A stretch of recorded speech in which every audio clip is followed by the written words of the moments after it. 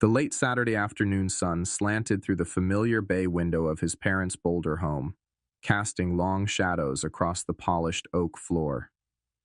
Dust motes danced in the golden shafts of light, undisturbed, a silent testament to the quiet order Marlene, his mother, meticulously maintained. Ethan sat at the heavy dining table, the scent of lemon polish and his father Harold's pipe tobacco clinging faintly to the air, smells so deeply ingrained they felt like part of his own history. He was here, as he often was on weekends, sorting through a burgeoning pile of mail and statements his parents found increasingly overwhelming. "Honestly, Ethan, I don't know what we'd do without you," Marlene had said earlier, placing a chipped porcelain mug of lukewarm tea beside him before retreating to fuss over her prized African violets on the windowsill. Her voice held that familiar blend of gratitude and helplessness that always tugged at something deep within him, a sense of obligation woven tight since childhood. He smiled faintly, picking up another envelope. Most were junk mail, bills he'd set up for autopay years ago, the occasional newsletter from Harold's old engineering guild. He worked methodically, creating neat piles, shred, file, action needed. It was a comfortable ritual, this small act of service that seemed to keep the gears of his parents' lives running smoothly. He'd always been the responsible one, the planner, the fixer. His younger brother Tyler drifted through life on charm and vague promises, a stark contrast Ethan rarely voiced, but felt keenly. Then his fingers brushed against it, a thick, cream-colored envelope tucked near the bottom of the stack, heavier than the others, made of expensive, textured paper. In Harold's precise, slightly shaky block printing were the words, "Estate Plan, Last Will, and Testament. H. M. Monsieur Banning." A peculiar stillness settled over Ethan. He hadn't expected this. They'd always been vague about such things, murmuring about getting it sorted one day. He hesitated, a sudden, unwelcome prickle of, not curiosity, he told himself firmly, but responsibility. Yes, that was it. He needed to ensure everything was in order, properly filed. Knowing his parents, it could be years old, possibly outdated. It was the sort of practical detail Tyler would never think of, the kind of potential problem Ethan instinctively moved to preempt. He slit the envelope carefully with a butter knife from the table setting. Inside, several professionally bound documents lay nested. He pulled out the primary one, the will itself. The legal language was dense, but he scanned through the initial sections. Appointment of executor, Harold for Marlene, Marlene for Harold, then Tyler. Payment of debts, funeral arrangements, standard clauses. He flipped towards the core of it, the distribution of assets. His eyes scanned the legalese, searching for the familiar cadence of shared inheritance, the expected division between siblings. He found the relevant article, his finger tracing the lines.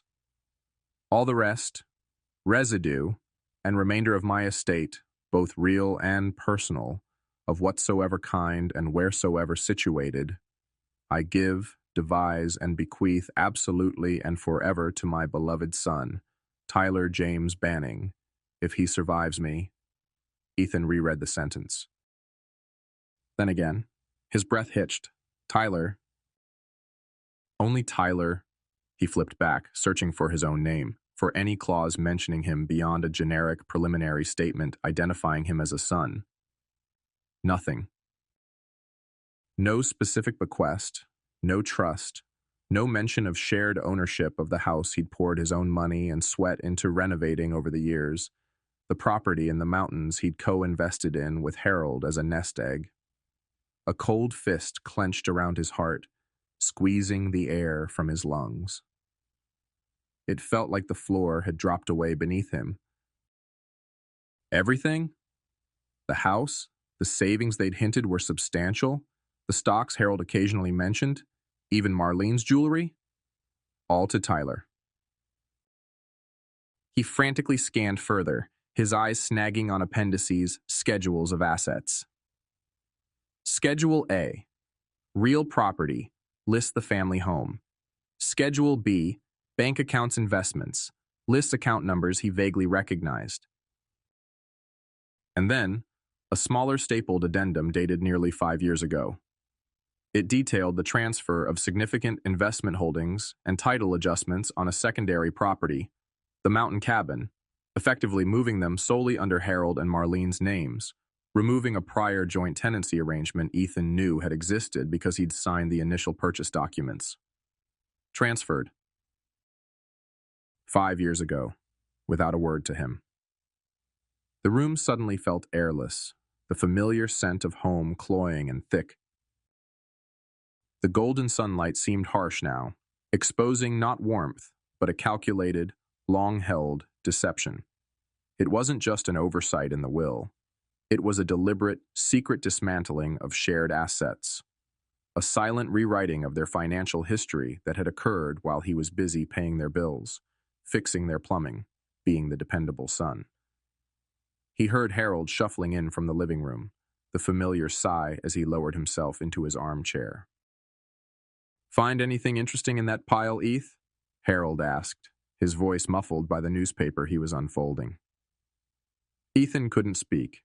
He just stared at the documents, the cream-colored paper suddenly feeling like stone in his hands. The betrayal wasn't a single sharp stab.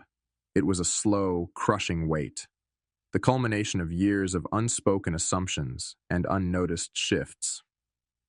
He had believed his dedication was seen, valued. Now, the evidence in his hands told a different story, a story where he was not just excluded, but actively, secretly, written out. The first crack in the foundation of his world had appeared, deep and chilling. The silence in the dining room stretched, thick and heavy with unspoken words. Harold rustled his newspaper, deliberately avoiding Ethan's gaze. The scent of old paper and stale pipe smoke suddenly felt suffocating. Ethan forced himself to take a slow, steadying breath, placing the will carefully back onto the table, aligning its edges with methodical precision. He couldn't erupt. Not yet. He needed confirmation, needed to hear it from his father's lips, even though the documents already screamed the truth. He cleared his throat, the sound unnaturally loud in the quiet room.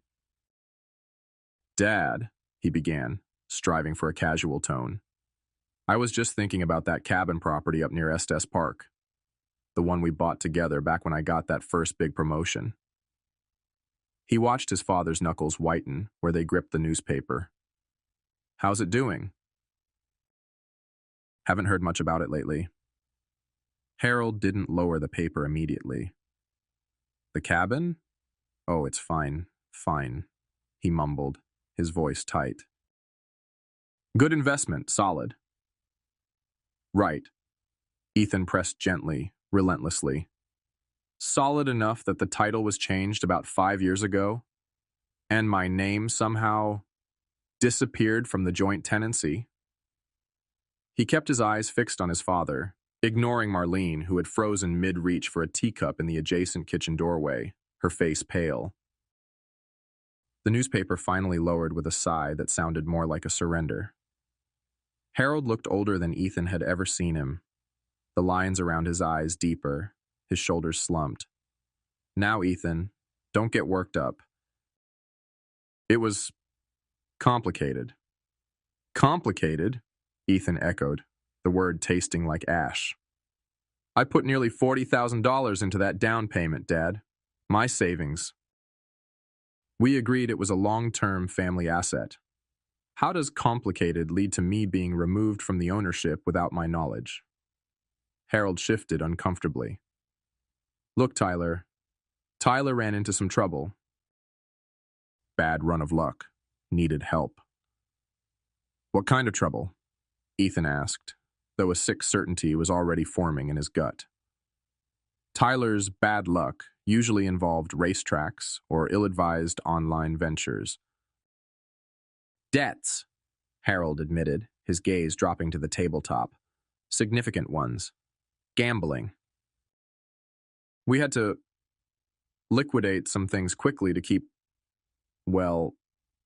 things from getting ugly. Liquidate, Ethan repeated, the clinical word a stark contrast to the messy reality it represented. You mean you sold our shared property, the one I invested in? You sold it behind my back to pay off Tyler's gambling debts?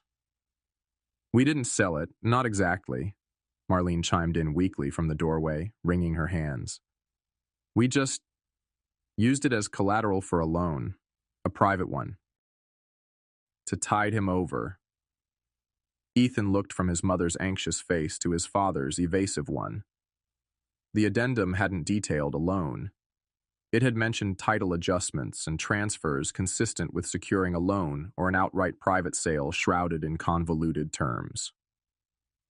And the investment accounts listed in that addendum, the ones that were also jointly held, Dad, were those liquidated too? Harold flinched. It was a difficult time, son.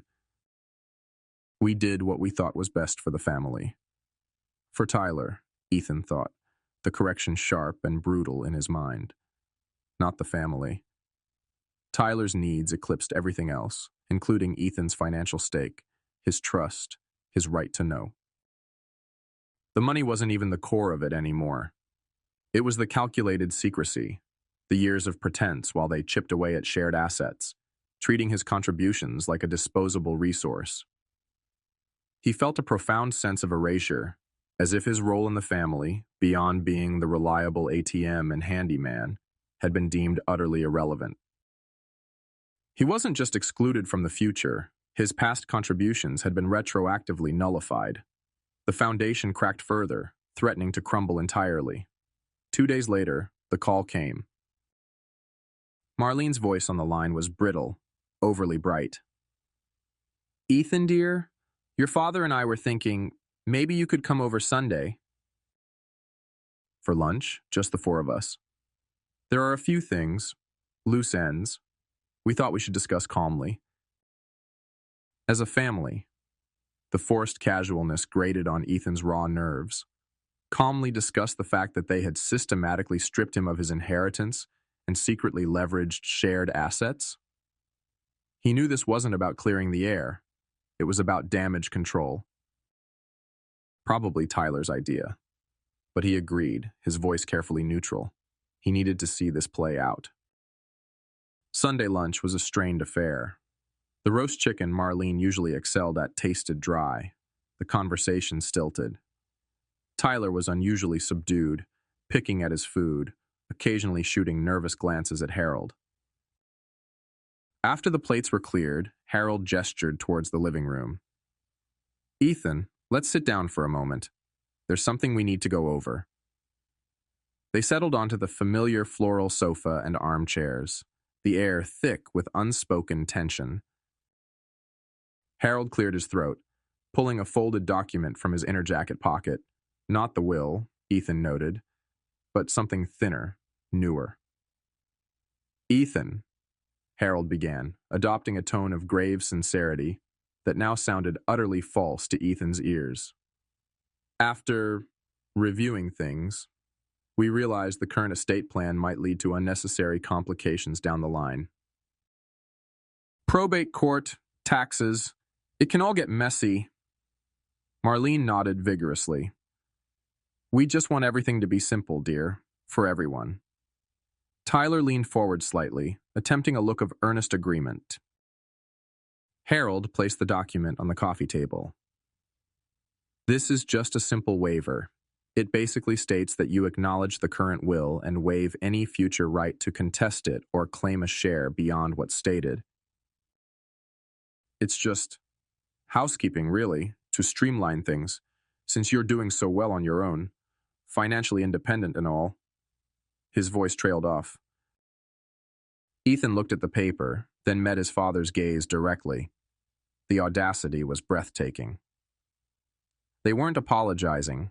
They were trying to legally concrete his exclusion, framing it as a favor to him. You want me to sign away any right to question the fact that my brother inherits everything, including assets I personally contributed to, and you're calling it housekeeping? Ethan asked, his voice dangerously quiet. It's not like that, Ethan. Tyler interjected quickly, his composure finally cracking. It's just to avoid family arguments later. We all know Dad and Mom want to provide for my stability. Your stability, Ethan repeated flatly. Built on assets that weren't solely theirs to give away, apparently. Built on years of me picking up the slack. He looked from Tyler's flushed face to Marlene's pleading one, to Harold's stony expression. He saw the united front, the shared narrative they had constructed. He pushed the document back across the table. No, he said, the single word clear and firm in the suddenly silent room. I won't be signing that. The reactions were instantaneous. Tyler recoiled as if struck. Marlene gasped, her hand flying to her chest. Harold's face hardened, a flicker of anger in his eyes. Ethan, don't be difficult. Difficult? Ethan stood up, the pretense of calm finally shredding. Difficult is discovering your entire family has been lying to you for years. Difficult is realizing your contributions meant nothing. Difficult is being asked to legally endorse your own erasure. He looked at each of them, his gaze lingering on Tyler. No. I will not sign. He turned and walked towards the door, the sound of his own footsteps echoing in the tense silence. He didn't slam it, but the click as it latched felt definitive. He had drawn a line. The power dynamic had shifted, however slightly. They had expected compliance. They got refusal. And he knew, with chilling certainty, this was far from over. Ethan sat in his own apartment, the sterile quiet a welcome contrast to the suffocating atmosphere of his parents' house. The minimalist decor, once chosen for its simplicity, now felt like a shield. He poured himself a whiskey, the amber liquid catching the light, but didn't drink it. He just stared at the wall, replaying the confrontation, the looks on their faces. His phone buzzed on the counter. A message notification from Mark, an old college friend he still kept in touch with, albeit sporadically. Mark was reliable, level-headed, privy to some of Ethan's past frustrations with his family dynamics. Ethan, the message began. Weird one here. Was sorting through some old cloud backups, found screenshots from years ago I don't even remember taking. From a group chat. Look, man, I wasn't sure whether to send this. Feels like stirring shit. But seeing your vague post last week about family stuff, thought maybe you should see it. Ignore if irrelevant. Attached were 3 image files. Ethan's hand trembled slightly as he tapped the first one open. It was a screenshot of a messaging app group named Banning Inner Circle. Participants: Harold, Marlene, Tyler. The date stamp was shortly after Ethan had refused to co-sign a risky business loan for Tyler nearly 3 years ago. Tyler. He actually said no. Can you believe it? Mr. Responsible. Marlene. Oh dear, he's just being cautious maybe? He worries. Harold. Cautious my foot. He thinks he's better than us now. Always looking down. Tyler. We need that capital, Dad. What if we try the mom's disappointed angle? He folds when Mom gets upset. Marlene. I don't like manipulating him, Tyler. Harold. Sometimes you gotta do what you gotta do for family, Mar. Tyler needs this chance. Ethan can afford to help. Ethan clicked to the next screenshot, dated around the time the mountain cabin assets were likely being leveraged. Harold. Lawyers say restructuring the cabin title is cleanest way to access equity without knowing. Less questions that way. Tyler. Perfect. He never checks that stuff anyway. Too busy playing the martyr. Marlene. I feel dreadful about this. It was supposed to be for both boys. Tyler. Mom, Ethan's fine. He's got his career. This is about securing my future. Isn't that what you want? Harold. Tyler's right, Marlene. Ethan will understand one day, or he won't. Doesn't matter. The third screenshot was more recent, just after the disastrous Sunday lunch. Tyler. Unbelievable. He refused to sign. The arrogance. Harold. Stubborn mule. Always has been when he doesn't get his way. Marlene. Maybe we pushed too hard? He looks so hurt. Tyler. Hurt? He's trying to control us with guilt. We need plan B. Maybe the health scare route? You sounded pretty convincing last time you had that bad flu, Mom. Ethan stared at the screen, the whiskey forgotten. The words blurred, then sharpened with painful clarity. This wasn't just passive favoritism or poor judgment. This was calculated, coordinated deception. Mockery. Manipulation. They had discussed tactics to use against him, exploiting his perceived weaknesses, his concern for his mother, his sense of responsibility. The cabin transfer wasn't a desperate measure, it was a strategy. The will wasn't an oversight, it was the culmination of a long campaign to sideline him. The trust he hadn't even realized he still held, shattered completely. It wasn't a crack anymore. The entire foundation had pulverized into dust. A cold, hard clarity began to replace the hurt. He wasn't dealing with misguided parents and a problematic brother. He was dealing with antagonists, and they had just shown him their playbook. A few days later, as Ethan was trying to lose himself in a complex coding problem at work, his phone rang. Caller ID. Mom.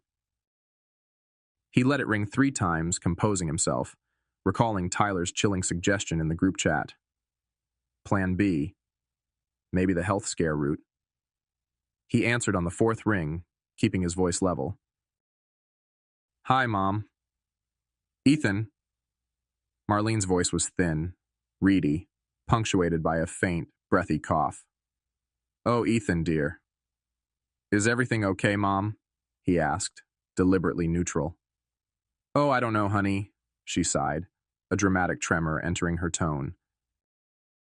I just haven't been feeling myself. Went to Dr. Evans yesterday. He seemed quite concerned. Another cough. This one slightly more theatrical. He mentioned needing some tests. Quite a few, actually. Said something about shadows. Shadows. Vague. Unverifiable. Classic manipulation fodder. Ethan pictured Tyler coaching her in the background. Shadows? Ethan repeated calmly. What kind of tests? Did he give you any specifics? A referral to a specialist?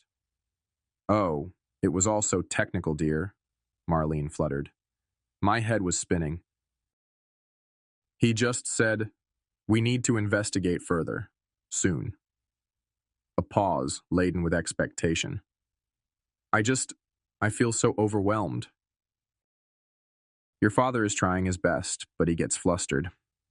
It would be comforting if you could maybe come by this weekend, just to help us process everything. Maybe talk things over? Talk things over. The same phrase she'd used to lure him into the waiver meeting. His jaw tightened. The group chat screenshots burned in his memory. He folds when Mom gets upset. The health scare route. He took a slow breath. No anger, just ice. Mom, I'm sorry to hear you're not feeling well, he said, his voice polite, almost gentle, but devoid of the expected rush of concern. Shadows sound worrying. You should definitely follow up immediately with whatever tests Dr. Evans recommended. Make sure you get appointments scheduled right away.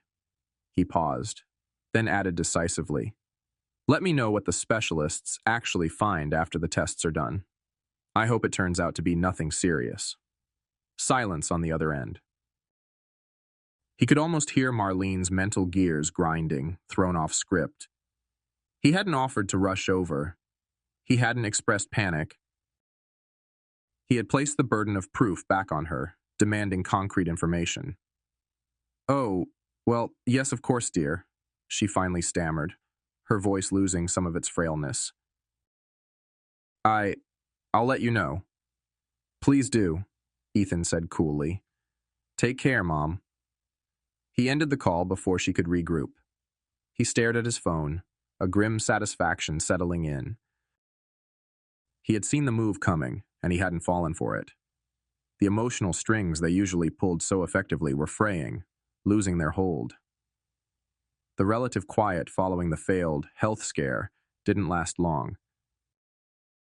It was replaced by a different kind of pressure, emanating primarily from Tyler, but channeled through Harold. First came texts from Tyler, vague complaints about cash flow issues, hints about unexpected expenses. Ethan ignored them.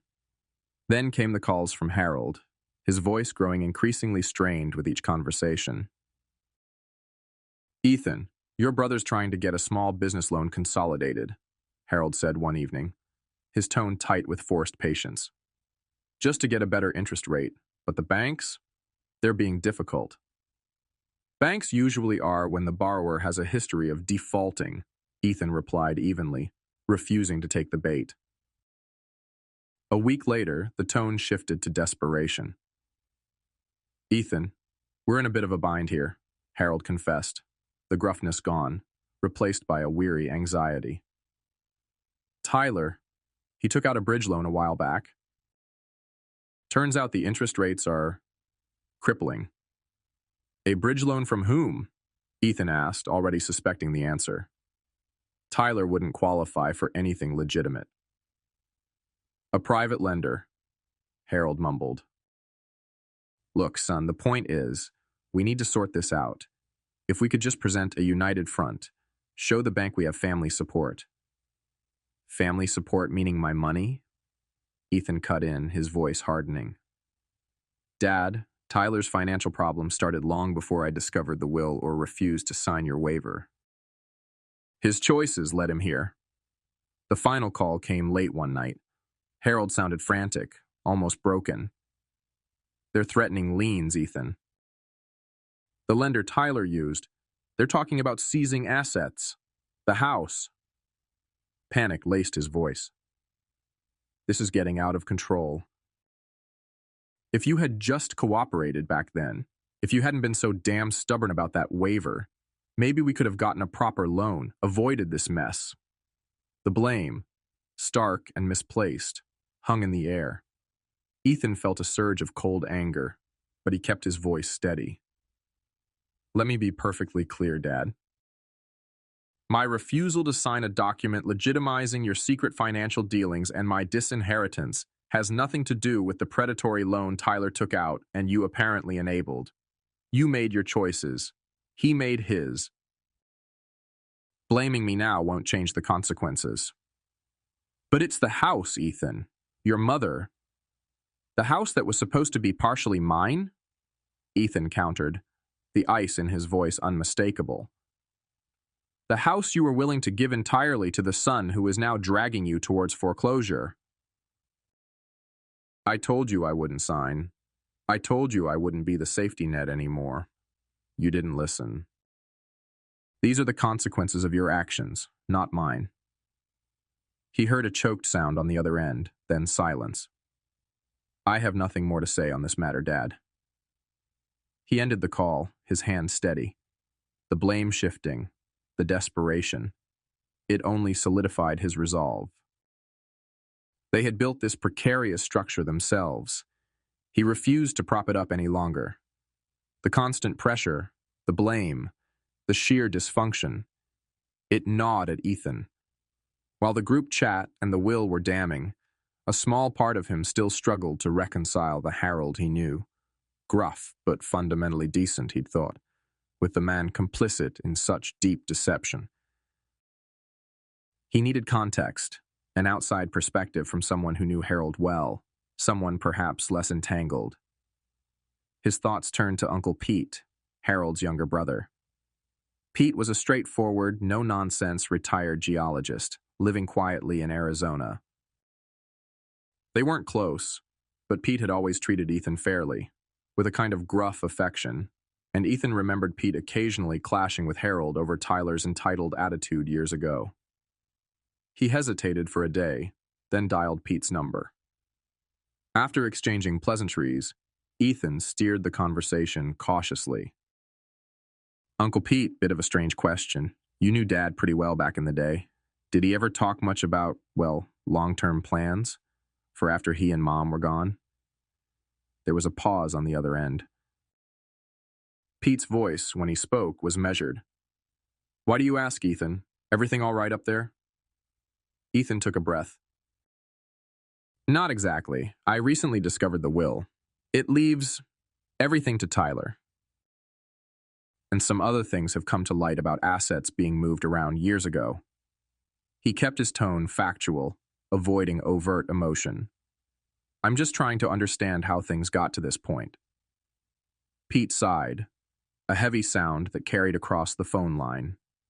Damn. I was afraid of something like this.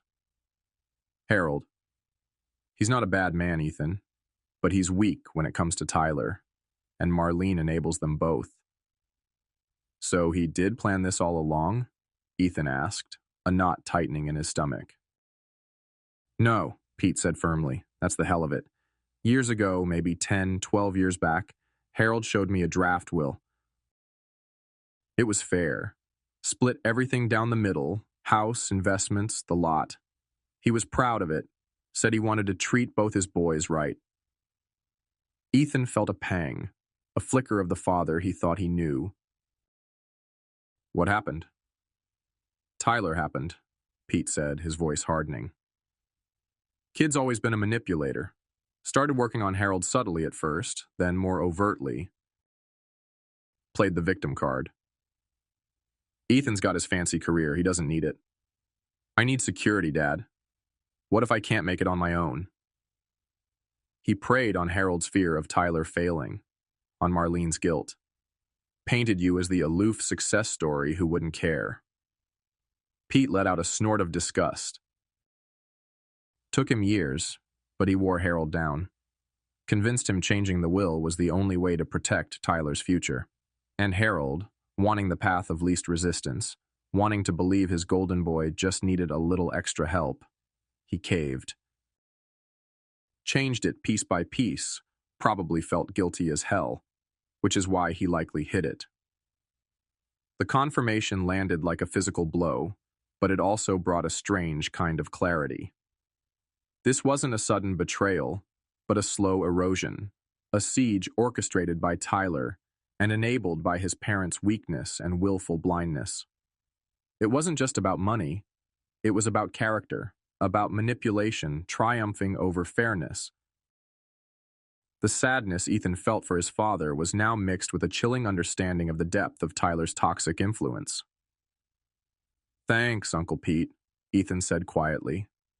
That helps make sense of things. Just watch your back, Ethan, Pete warned before hanging up. When rats are cornered, they get nasty.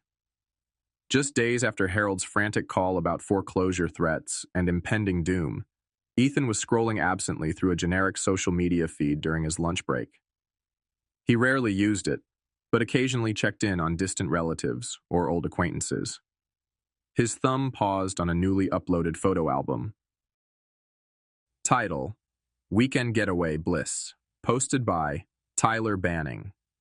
The pictures showed Tyler, Marlene, and Harold at what looked like a fairly expensive coastal resort. Tyler grinning broadly, holding a colorful cocktail, arm slung around Marlene, who was attempting a cheerful smile. Harold stood slightly apart, looking uncomfortable and stiff in a loud Hawaiian shirt, squinting into the sun. Other photos showed them posing by a sparkling pool, clinking glasses at an Ocean View restaurant, Tyler giving a thumbs up beside a rented convertible. Ethan stared, bile rising in his throat. This was the family facing financial ruin? This was the response to foreclosure notices and predatory lenders? A debt-funded vacation? He remembered Harold's panicked voice, Marlene's tearful and likely fake health scare, all juxtaposed against Tyler's beaming face and the backdrop of luxury they clearly couldn't afford. Any lingering shred of pity or sorrow for their situation evaporated, replaced by a profound, icy disgust.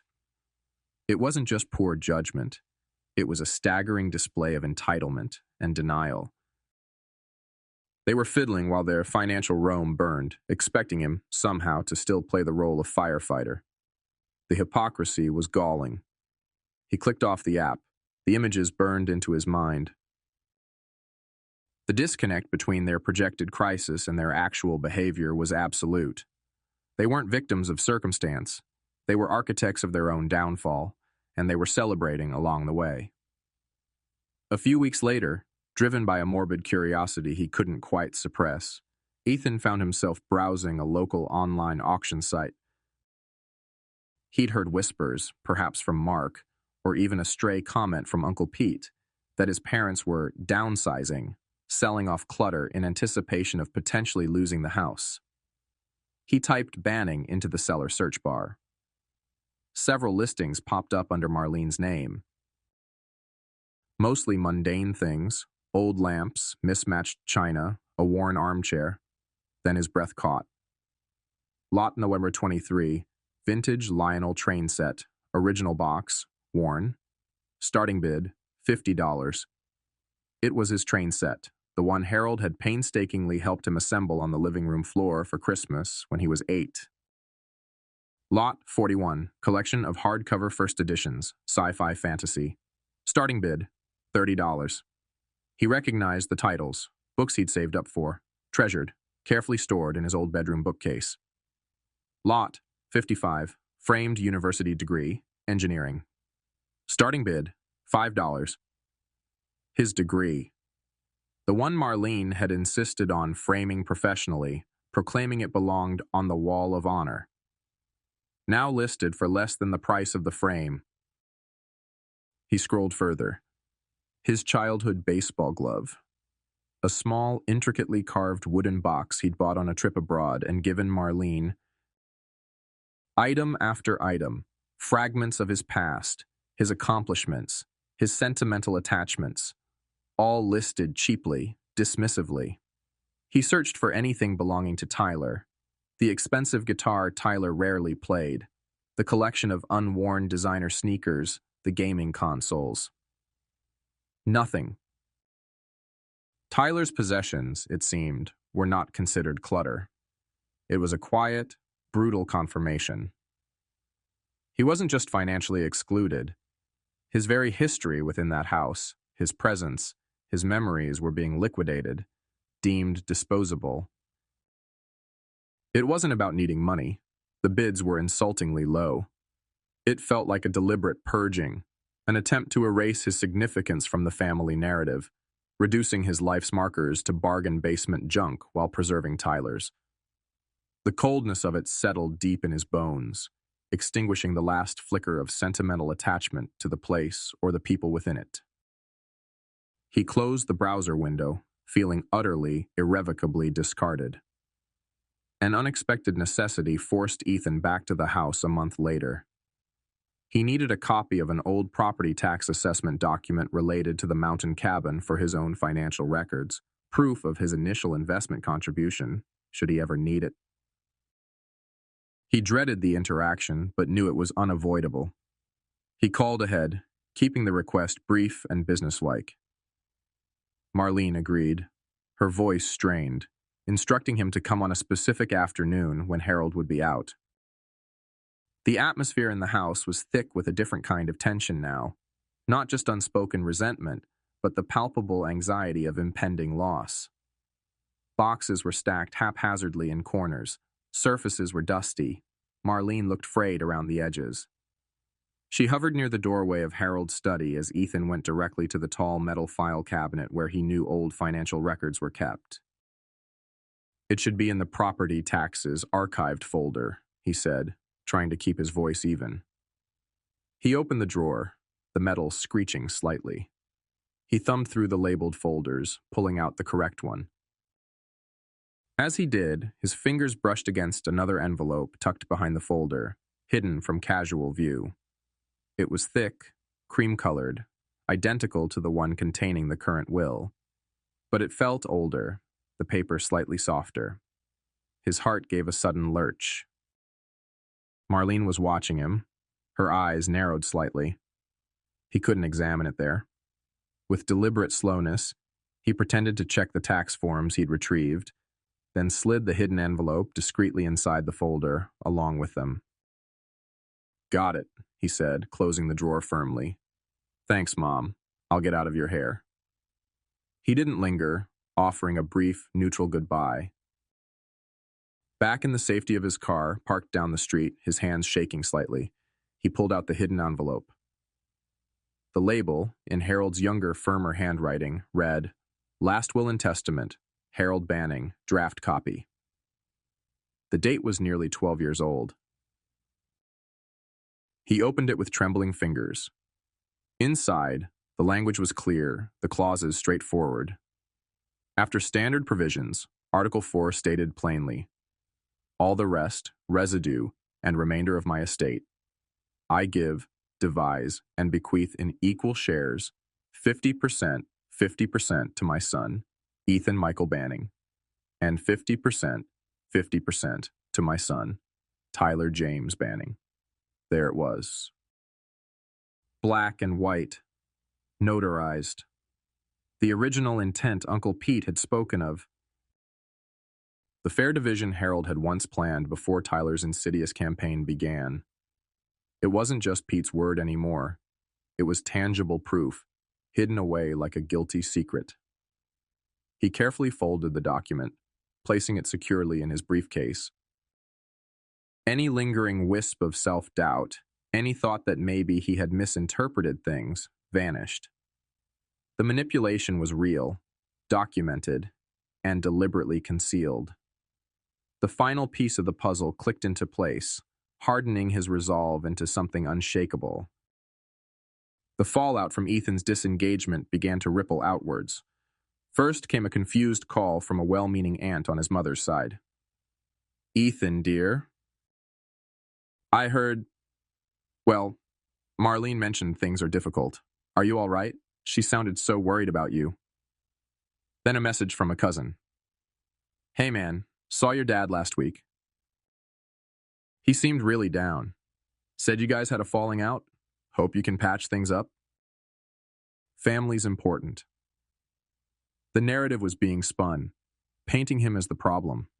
The final straw came via email from a more distant relative, forwarded with the subject line, "Thought you should see this.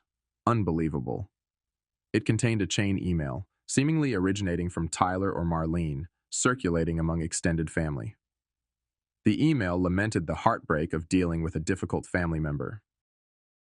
It spoke vaguely of Ethan's unfortunate attitude, his refusal to support his parents in their time of need, and his obsession with money. It hinted at his instability and portrayed Harold and Marlene as victims, bravely soldiering on despite being abandoned by their eldest son. It painted Tyler as the devoted child stepping up to care for his aging parents, burdened by his brother's selfishness. Ethan read the saccharine prose, the manipulative framing, the outright lies. A year ago, this would have devastated him, sent him scrambling to defend himself, to correct the record. Now, he felt nothing. A profound, almost serene indifference. Their opinions, the judgment of relatives, fed a one-sided story. It simply didn't matter anymore. He knew the truth. He had the proof. Their attempts to control the narrative, to isolate him, felt like feeble gestures from a collapsing regime. He deleted the email without replying, without a flicker of anger or hurt. Their power over his emotional state was gone. He was free. Life outside the toxic orbit of his family began to bloom. Ethan threw himself into his volunteer work at the local community art center, mentoring aspiring young programmers and web developers in an after-school program. He found satisfaction in their enthusiasm, their unfiltered creativity, a world away from the stifling dynamics he'd escaped. One evening, the center held its annual volunteer appreciation event. Ethan attended, expecting little more than lukewarm punch and polite conversation. He was genuinely surprised when the center's director called his name during the brief award ceremony. He walked to the small makeshift stage, shaking the director's hand as she presented him with a plaque. "This award," she announced to the gathered volunteers and staff, recognizes Ethan Banning for his outstanding dedication and mentorship. Ethan has not only volunteered countless hours helping our students navigate complex technical skills, but he has consistently fostered a supportive and encouraging environment. His reliability, patience, and genuine commitment to empowering these young people embody the very best of our community spirit. Polite applause filled the room. As Ethan stepped down, several students and fellow volunteers offered sincere congratulations. "You really helped me figure out that JavaScript problem, Ethan," one teenager said earnestly. "Thanks." Another volunteer clapped him on the shoulder. "Well deserved, mate. You're a rock star." Standing there, holding the simple plaque, Ethan felt a warmth spread through him that had nothing to do with obligation or familial expectation. It was genuine appreciation, freely given by people who valued his contributions for what they were. The contrast with how his own family viewed his reliability, not as a strength to be valued, but as a resource to be exploited and ultimately discarded, was stark. This small moment of public recognition felt more validating than any grudging acknowledgement he'd ever received at home.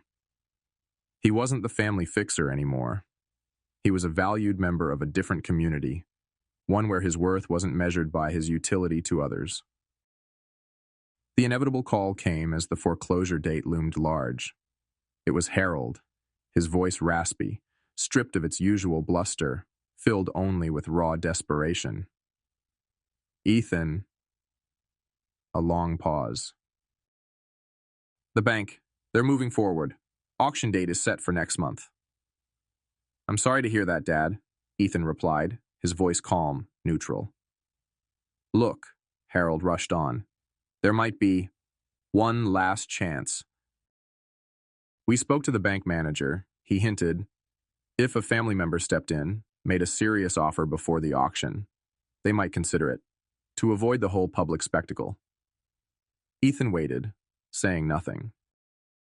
"So," Harold continued, the words tumbling out, "we were thinking, maybe you could buy the house. At a discount, of course, significantly less than market value. Keep it in the family." The sheer nerve of it almost made Ethan laugh. After everything, they still saw him as the solution, the rescuer. "Buy the house?" he repeated slowly. "Yes, you've always loved this place." Harold grasped at straws.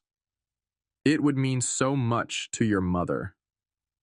"Let me understand this," Ethan interrupted, his voice taking on an edge of ice. "You want me to use my money to buy the house that you secretly arranged for me not to inherit?" "It's not like that," Harold protested weakly. "It's about saving the family home." "And what happens after I hypothetically buy this family home?" Ethan pressed. Harold hesitated. "Well, obviously, Tyler and your mother and I would need a place to stay, just until we get back on our feet." Indefinitely, Ethan translated silently. The final insulting proposition. Buy the house you were cheated out of, and then be legally obligated to house the very people who cheated you. "No," Ethan said, the word quiet but absolute. "Ethan, please, think of your mother." "Think of the memories," Harold pleaded, his voice cracking. This was it. The moment for closure. Ethan took a steadying breath, not in anger, but in finality. Dad, he began, his voice devoid of heat, chillingly calm. Let's be clear. After you secretly sold our shared property to cover Tyler's debts, after the secret group chats planning how to manipulate me, after the fake illness attempt, after you changed the original, fair will, and hid it away, after you lied to relatives to make me the villain, after all of that, you call me now with this offer? He paused, letting the weight of his words sink in. This house isn't family, Dad. It's a monument to deceit. My answer is no. And don't call me about this again. He heard a strangled gasp on the other end, perhaps Marlene listening in, before Harold whispered, Ethan. Ethan pressed end call. He stood by the window, looking out at the city lights, feeling not triumph, but a profound, quiet emptiness being filled with something new. Peace. He had spoken the truth directly to them. He had used their actions, their betrayals, as the very reasons for his refusal. There was nothing left to say. News trickled back to Ethan over the following months, mostly via brief, factual updates from Uncle Pete or Mark, who occasionally ran into mutual acquaintances. The house, as predicted, went to auction. It sold for a disappointingly low price, barely enough to cover the outstanding mortgage and the predatory loans Tyler had accrued, leaving Harold and Marlene with virtually nothing. They moved into a cramped two-bedroom rental apartment in a less desirable part of town. Harold, past retirement age, was reportedly looking for part-time work. Marlene, stripped of her familiar home and status, was said to be withdrawn and depressed. And Tyler, the golden boy, the reason for all the sacrifice and deceit, was forced into the kind of reality he'd spent his life avoiding. With no inheritance windfall and his credit ruined, he was working a minimum wage job at a big box store, his charm useless against the demands of manual labor and disgruntled customers. The flashy car was gone, the expensive lifestyle a memory. He was living with his parents in the small apartment, the three of them confined together with their regrets and resentments. Ethan listened to these updates without malice, without satisfaction. It was simply the logical outcome of their choices, the inevitable consequence of a structure built on lies and entitlement finally collapsing under its own weight. He felt a quiet sense of justice, perhaps, but mostly a confirmation that his decision to step away, to refuse to enable their destructive patterns any longer, had been the only sane choice. He had saved himself, and in doing so, had allowed reality to finally impose its harsh lessons upon them. The following spring, Ethan stood on a small stage bathed in the warm glow of stage lights. He wasn't in a courtroom or a tense family living room. He was at the Community Art Center, surrounded by vibrant student artwork and the excited chatter of teenagers and their families. It was the official launch event for the Code Create initiative, a free program offering coding workshops and digital art tools to underserved youth, funded significantly by a grant Ethan had established. He looked out at the hopeful faces in the audience. He saw the kids he'd mentored, now proudly displaying their first websites and simple animations. He saw community members who had volunteered their time and resources. He felt a sense of connection, of shared purpose that was real and nourishing. The money for the grant wasn't astronomical, but it was substantial, roughly equivalent to what he might have spent trying to save his parents' house had he succumbed to that final insulting offer. Instead of pouring good money after bad, instead of propping up a rotten foundation, he had chosen to invest in something new, something positive, something that fostered growth and opportunity. As he spoke briefly about the program's goals, thanking the volunteers and celebrating the students' work, he felt a profound sense of peace. His family's drama felt distant, like a story from another lifetime. He had faced the betrayal, navigated the manipulation, and refused to be defined by their actions or their opinions. He had found his own value recognized elsewhere, and more importantly, he had recognized it within himself. His legacy wouldn't be the dutiful son who sacrificed himself on the altar of toxic family obligation. It would be this: the hum of creativity in the room, the spark in the student's eyes, the act of building something meaningful and constructive from the ashes of what he had been forced to leave behind. He had chosen creation over the preservation of toxicity. He had chosen his own path. And for the first time in a very long time, the future felt bright, open, and entirely his own. He smiled, a genuine smile that reached his eyes, and stepped down from the stage into the heart of his new community.